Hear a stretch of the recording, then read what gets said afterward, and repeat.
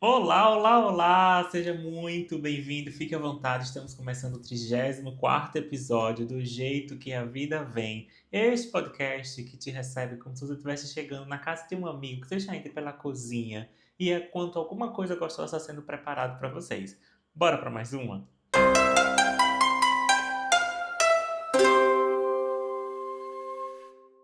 Esse vídeo é para quem sofre excessivamente com críticas, que tem medo de decepcionar, que tem medo de sustentar as próprias decisões e viver a sua vida de maneira mais autêntica. Se esse é o seu caso, fica aqui comigo que até o final desse episódio eu vou te explicar como isso acontece na sua vida e quais são as ferramentas que você precisa desenvolver para que você possa aí ter a sua vida com muito mais autonomia emocional. Eu me chamo Norton, eu sou psicólogo, sou terapeuta individual e de casal e esse é do jeito que a vida vem. Esse é um caso que eu recebo muitas vezes na clínica, assim, é um caso bastante comum. Por quê? Porque a gente vive em uma sociedade em que nós estamos sendo vistos e observados o tempo inteiro.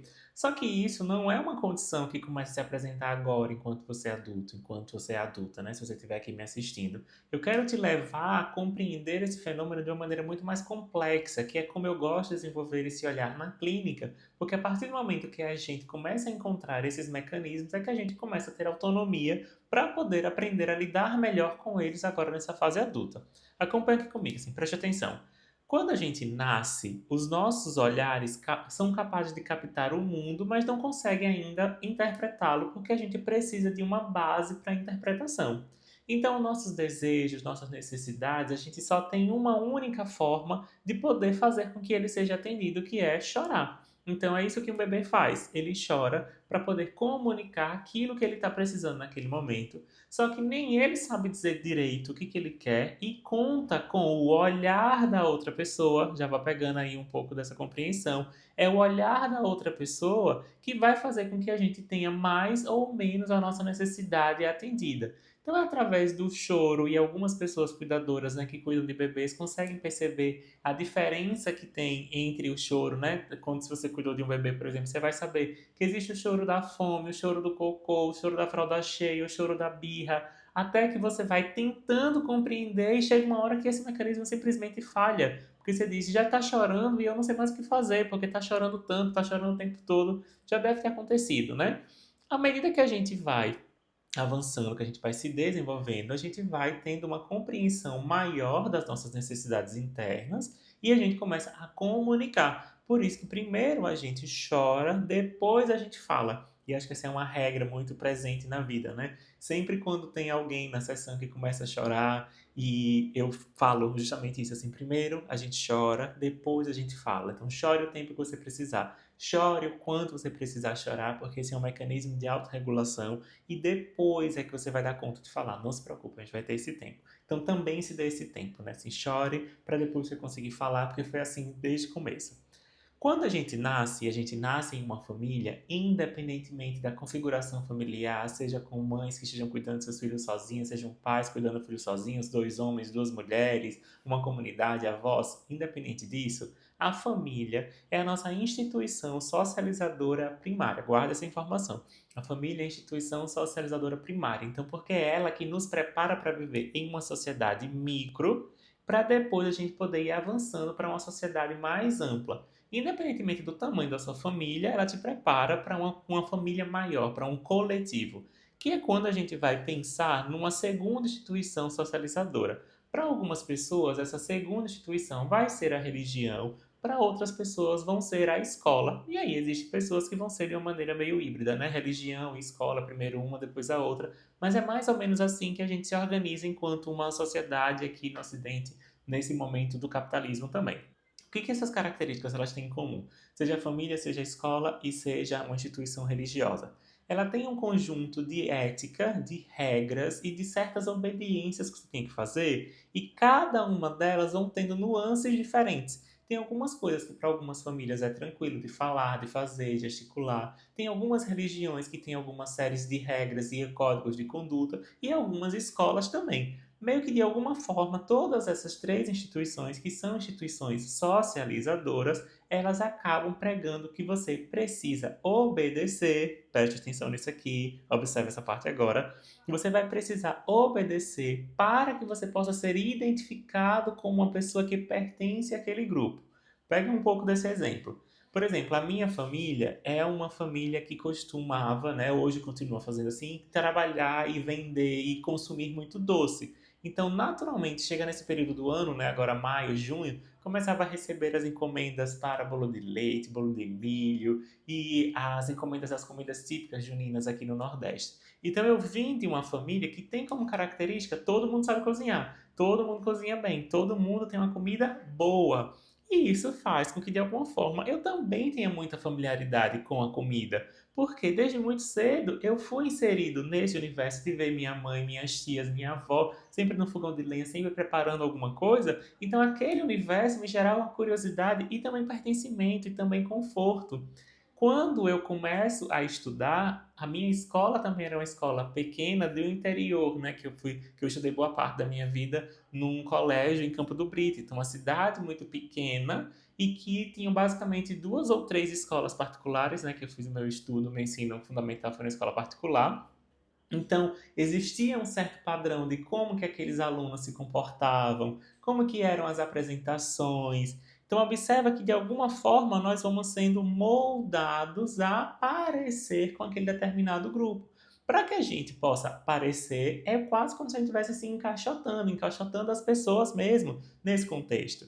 E aí a gente vai ver, por exemplo, famílias que têm essas características, sei lá, é uma família de comerciantes, é uma família de médicos, é uma família de músicos, porque a gente vai aprendendo a se comportar desse jeito.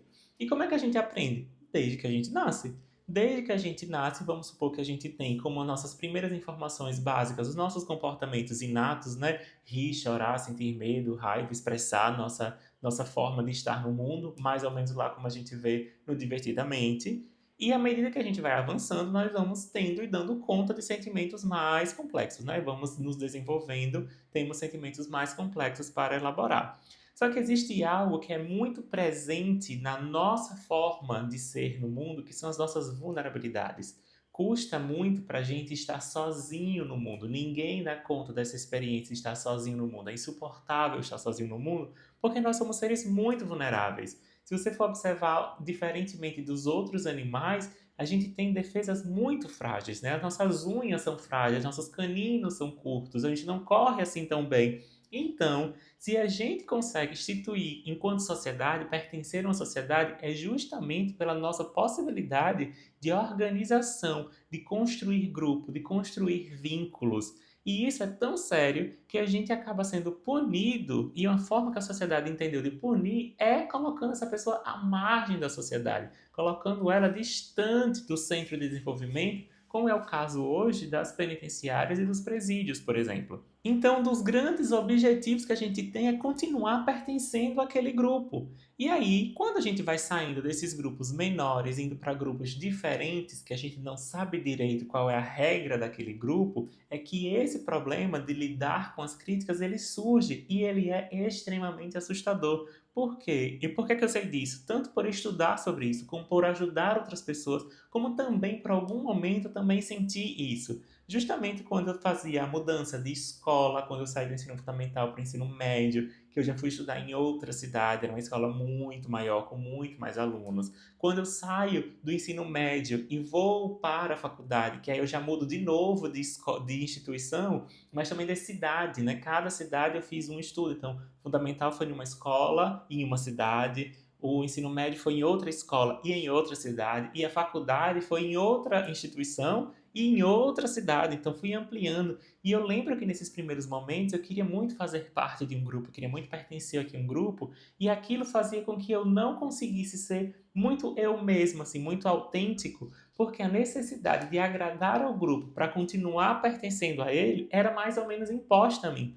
justamente porque eu já me senti em algum nível de fragilidade, de vulnerabilidade, por ser uma pessoa gay, por não conseguir disfarçar a minha homossexualidade, e como que numa sociedade que é homofóbica, até hoje é muito homofóbica, eu era um alvo muito fácil de ser excluído daquele grupo. Então eu precisava conter muito dos meus trejeitos, da minha forma de falar, para continuar pertencendo, das minhas opiniões também. E aí eu precisei sim de um processo de autoconhecimento, de autorreconhecimento, para entender a validade que eu tinha para poder sim mediar essa relação com o mundo, a ponto de excluir pessoas que me faziam mal e incluir, selecionar pessoas que poderiam me fazer bem. Só que essa é uma dificuldade enorme que hoje eu acompanho na clínica, eu não sei se é o seu caso. Se for o seu caso, continua por aqui, porque eu já vou trazer algumas outras atividades para você poder pensar junto comigo e aí, quem sabe, desenvolver a sua autoridade e a sua autonomia emocional e relacional.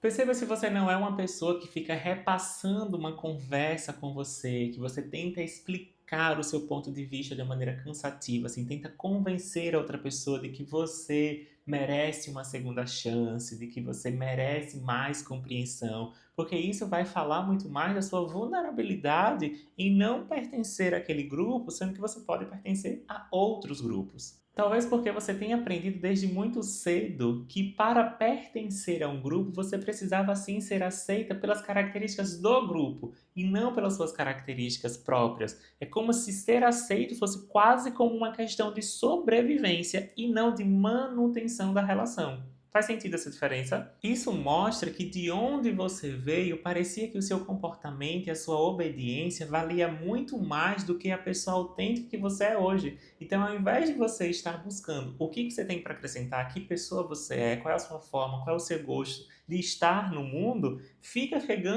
parecendo uma ideia de que você precisa constantemente obedecer às regras do outro que às vezes você nem sabe quais são. Quase sempre isso esbarra em uma questão muito comum no consultório: a sensação de não ser boa o suficiente, a sensação de não ser tão inteligente o suficiente, a sensação de não ser tão adequada o suficiente, porque existe dentro de você, às vezes, um conflito que é a imagem que você acha que as pessoas têm de você e a imagem que você tem de você. Eu já estou logo te deixando com um adianto aqui. Essas imagens dificilmente elas vão se completar. Por quê? Você não tem como saber o que a pessoa vai interpretar de você, o que ela acha de você. O que você vai precisar saber é o que você acha de você, o que você conhece de você. Quais são as situações em que você mais te conhece das suas necessidades, dos seus gostos, dos seus valores, dos seus princípios, das suas partes positivas, das suas partes negativas.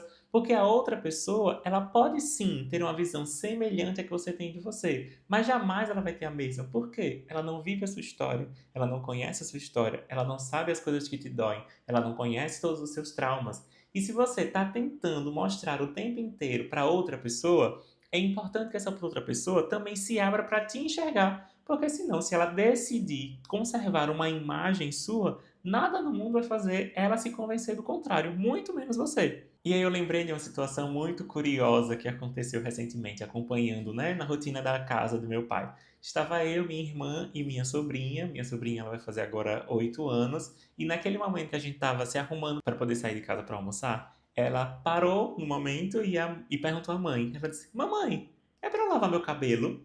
E essa informação, que talvez se você for uma menina, né, eu tenha sido criada, socializada como uma menina e que cultive cabelos longos, talvez isso seja uma pergunta que você já deva ter acontecido, mas eu não lembro nesse momento de eu perguntar à minha mãe se eu precisava lavar ou não meu cabelo. Meio que a regra era tomar banho para lavar o cabelo, e até hoje é assim para mim também. Mas quando são as meninas, eu entendo que tem essa outra parte, que é o tempo de lavar, o tempo de secar e tudo mais. E aí eu fiquei pensando aqui, que momento será que ela, que é a minha sobrinha, não vai mais perguntar à mãe se é para lavar ou não o cabelo? Em que momento você se deu conta de que você poderia gerenciar esse hábito de higiene mesmo, se você ia ou não lavar o seu cabelo, que dia e por qual motivo? E aí eu percebi, será que quando isso acontecer, vai ser o momento que ela vai se apropriar mais da necessidade dela? E será que ela vai sustentar, frustrar a mãe dela? Será que ela vai sustentar, frustrar a minha irmã, por exemplo, chega a dizer: hoje eu estou afim de lavar o cabelo e vou lavar? Ou hoje eu não estou afim de lavar o meu cabelo e não vou lavar? Aí isso realmente eu vou precisar de mais tempo. Quem sabe, quando essa situação acontecer daqui a alguns anos, eu volte aqui para contar. E aí lembro, ó, no episódio 34 eu contei o começo dessa história e agora eu vou contar o próximo passo. Porque isso tem muito a ver sobre quando você começa a perceber de que o mundo vai fazer exigências sobre você. Preste atenção de novo nessa parte. O mundo vai fazer exigências sobre você e você vai poder questionar se essas exigências que o mundo faz fazem sentido para você nesse momento. Porque não vão parar de ter regras no mundo, não vão parar de ter orientações do que fazer, que horas fazer, como fazer. O que vai ser necessário e extremamente urgente é que você entenda se aquela regra do mundo combina para você para aquele momento. Como a minha sobrinha está sendo orientada ainda no mundo, está fazendo sentido regular que horas lava, que horas não lava o cabelo. Por algum motivo que eu também nem sei direito qual é, mas minha irmã e o pai dela, né, que conhecem e que convivem, que estão ali educando, devem saber. Ou às vezes nem sabe e está obedecendo outras regras. Olha como isso vai ficando complexo. Mas é importante que a gente tenha essa dinâmica da relação, essa dinâmica do que quer e do que querem de mim. Por isso que a psicoterapia é uma importante ferramenta para você poder desenvolver essa autonomia emocional. Porque quando você estiver comigo diante de mim no consultório, saiba que eu não estou esperando nada de você. Eu não quero que você seja outra coisa além de você mesma. E você mesmo pode ser alguém incompleto, imperfeito, inconstante, contraditório, hipócrita, mas também pode ser alguém orgulhoso, inteligente, capaz. Eu quero que você possa se ver, e eu gosto muito daquela música, quando, eu não lembro agora quem a pessoa canta, mas acho que é a Pitty, quando ela diz, se mostre e eu descubro se eu gosto. Então comece a se mostrar para saber se você gosta de você mesmo nessa relação. Porque eu vejo pessoas que eu considero assim muito interessantes na clínica, que dá vontade assim de ser amigo, de seria ótimo estar contigo também aqui num restaurante, numa viagem, e essa pessoa não consegue se enxergar nessa interessância toda. E é um papel meu mostrar assim, olha, quais são as características que você se admira, que você admira em você. Por isso, eu quero deixar com alguns pontos para você poder refletir, para você poder se orientar se hoje você tivesse toda a autonomia do mundo, então preste atenção, anota essa pergunta, reflete sobre ela. Se hoje você tivesse toda a autonomia do mundo, se o mundo fosse responder apenas com um sim, você só precisava querer, o que você faria? Por onde você começaria a mudar? Se nada te custasse, se não custasse dinheiro, se não custasse aprovação, se nada te custasse, você tivesse certeza do sim, por onde você começaria? Anota isso. Aí agora você vai pensar de o que está em ameaça disso, sim. E se esse sim não é tão garantido, porque se fosse, você já teria feito, o que você vai precisar sustentar? Qual é o não ou quais são os nãos que você vai precisar sustentar? Vai ser um não para alguém que você ama? Vai ser um não para uma religião que você sempre foi educada a pertencer? Vai ser um não para um gasto financeiro? Vai ser um não para uma comida? Que não são esses? Vai ser um não para um projeto de família que colocaram aí na sua vida e parecia que aquilo seria legal? Quais são esses nãos? Para você poder conhecer do que você está temendo e aí sim poder dimensioná-lo. E a pergunta que eu falei, que é uma pergunta que muda assim a chave, que muda o jogo, e é importante que você lembre de mim nesse momento, é, nesse momento que eu estou em conflito, que eu estou aqui com uma angústia, eu estou sofrendo porque eu não estou atendendo às expectativas do mundo, porque a gente vai estar sempre nesse conflito sobre o que eu quero e o que querem de mim. Anota essa pergunta também. O que eu quero e o que querem de mim. Porque senão você vai estar o tempo inteiro tentando responder o que querem de você. Às vezes é mais fácil até você responder o que querem de você como se essa fosse a única forma de estar no mundo. Estar sempre correspondendo à expectativa do outro. Só que a expectativa do outro, além de ser um terreno desconhecido, a gente nunca vai saber completamente qual é a expectativa que o outro tem sobre nós. A outra característica é de que ela é infinita. O outro pode criar qualquer expectativa sobre você. Agora imagina como é essa briga de você tentar suprir uma expectativa que você nem sabe qual é e que nem tem limites. Então você vai ser a primeira pessoa a poder pensar: isso que eu estou sofrendo, que eu estou com angústia, que eu estou com dificuldade de decidir, é porque eu não estou correspondendo àquilo que querem de mim? Sendo que eu quero para mim uma outra coisa, e essa outra coisa sim pode ameaçar vínculo, sim pode ameaçar um círculo ou um horizonte de decisões, de ganhos e de perdas, para que aí sim, tornando esse fantasma mais conhecido, você possa desenvolver as estratégias emocionais para frustrar, para sustentar a frustração, para ter sempre um outro passo adiante e aí reconfigurar a sua rede de apoio. E no próximo vídeo eu quero falar justamente sobre o que acontece quando essa necessidade de aprovação encontra críticas, rejeições e desaprovação. Porque entender a origem do problema ela é importante, mas aprender a não se destruir emocionalmente por causa da opinião dos outros também é. E se você passou a vida inteira tentando ser aceita, talvez a psicoterapia possa ser o espaço em que pela primeira vez você possa descobrir quem você é sem precisar de autorização. O link para marcar uma sessão comigo tá aqui na bio. Eu aguardo você no próximo episódio. Se inscreva nesse canal, deixe seu like e compartilhe com alguém que está precisando ouvir isso ainda esta semana. Beijo!